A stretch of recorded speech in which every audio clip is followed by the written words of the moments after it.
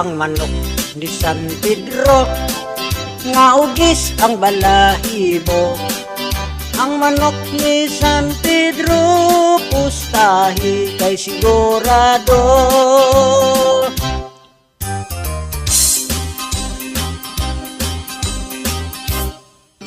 Si Esteban intawon, imorder sa mga gon. Sa kaniyas langit, si San Pedro na ibolong. Kay wala pa sa panahon, ipabalik ipa ay siya return. May manok pang ipabalon, si San Pedro nga bungoton. Naibalik sa kalibutan, ang sugarol nga Esteban.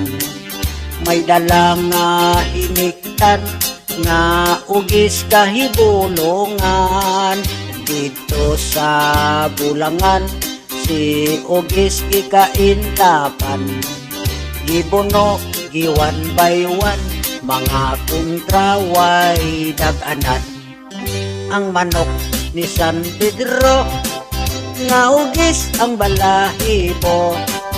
Ang manok ni San Pedro, pustahi kay sigurado.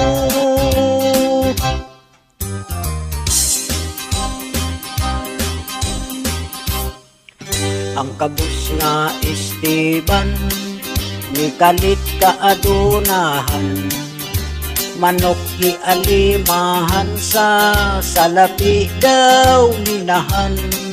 Sa tanan nga sultada, di man gani itoy-an.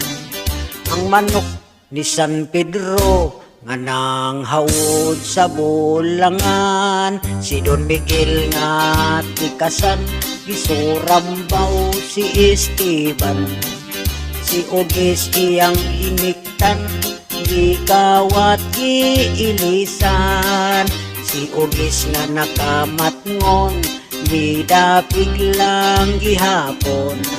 Itiban nga iyang agalon, si Don Miguel ni Portoy noon. Ang manok ni San Pedro, nga ugis ang balahibo. Ang manok ni San Pedro, pustahi kay sigurado. Ang manok ni San Pedro, nga ugis ang balahibo. Ang manok ni San Pedro, pustahi kay sigurado.